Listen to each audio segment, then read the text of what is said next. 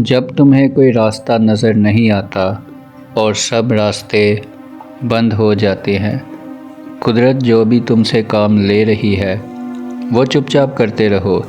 اگر تم کسی کے لیے باعث آسانی پیدا کرو گے تو تمہارے لیے بھی آسانیاں پیدا کر دی جائیں گی، اور پھر اسی طرح تم اپنے حصے کے معاوضے حاصل کر لو گے۔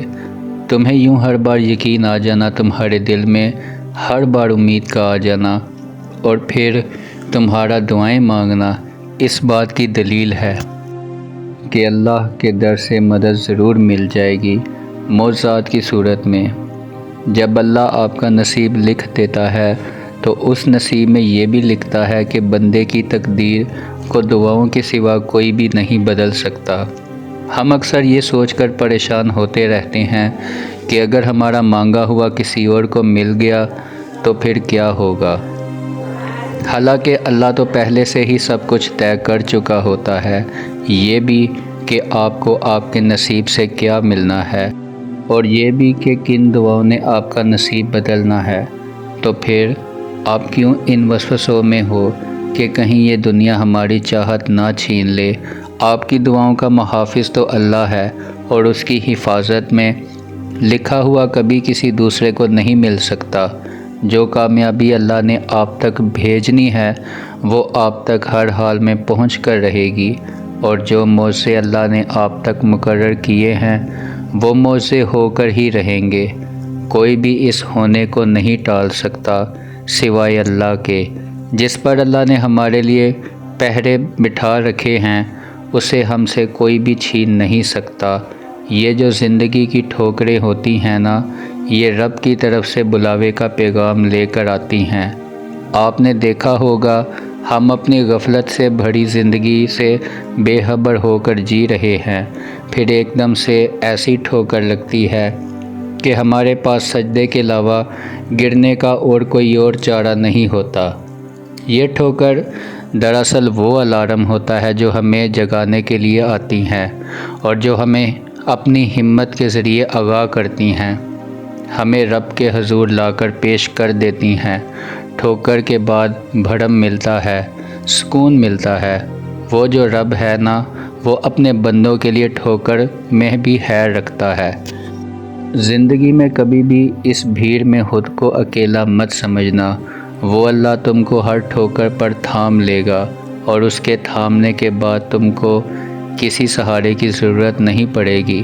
اللہ قرآن پاک میں فرماتا ہے کہ یقیناً تمہارے اس غم کا انجام آغاز سے بہتر ہوگا، اور سب کچھ آسانیاں ہوں گی۔ پھر کیوں تھک گئے ہو؟ کیوں تم راہ میں رک گئے ہو؟ کیوں خود کو ان غموں تک ہی محدود کر لیا ہے، اور کیوں دعا نہیں کرتے ہو؟ اللہ نے تو خود تم سے وعدہ کیا ہے کہ اگر ثابت قدم رہو گے اور اللہ پہ یقین رکھو گے تو ہر کہانی کا اختتام پرسکون ہوگا۔ اس غم کا آغاز جیسے بھی ہوگا مگر اس کا اختتام پرسکون ہوگا۔ یہ جو طوفان تمہارے سینے میں اٹھتا ہے یہ بھی مدھم پڑ جائے گا، اور جو یاد تمہیں سونے نہیں دیتی اسے تمہارے دل سے مٹا دیا جائے گا، اور جو تمہیں چاہیے وہی تمہیں دے دیا جائے گا۔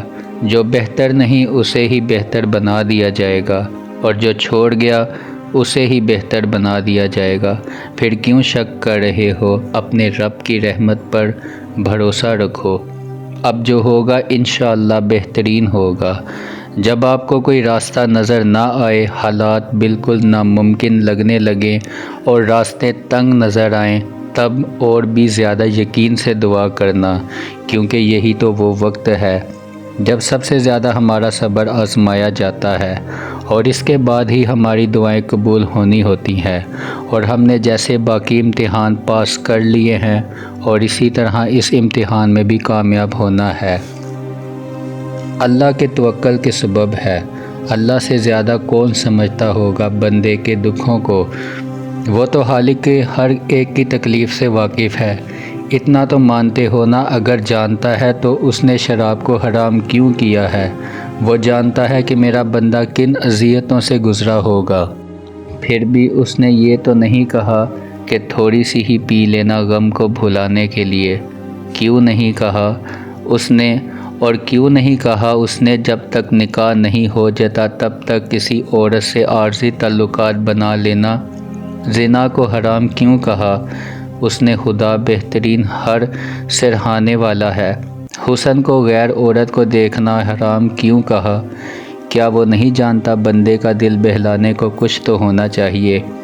تم غلط ہو کیونکہ تم نے ہمیشہ مادیت پرستوں کو پڑھا اور سنا ہے، تم نے کبھی آسمانی کتابوں کو کھولا ہی نہیں ہے، اور جب بھی تم پریشان ہوتے ہو غیر مسلموں کی کتابیں کھول دیتے ہو اور ان کے کہے کو برے کاموں کو ہر مسئلے کا حل بنا لیتے ہو، اور پھر یہ سارے طریقے آزمانے کے بعد تم وقتی سکون حاصل تو کر لیتے ہو، لیکن جب ہوش میں آتے ہو تو پہلے سے زیادہ بے چین اور اندر سے کمزور اور وحشت میں رہتے ہو۔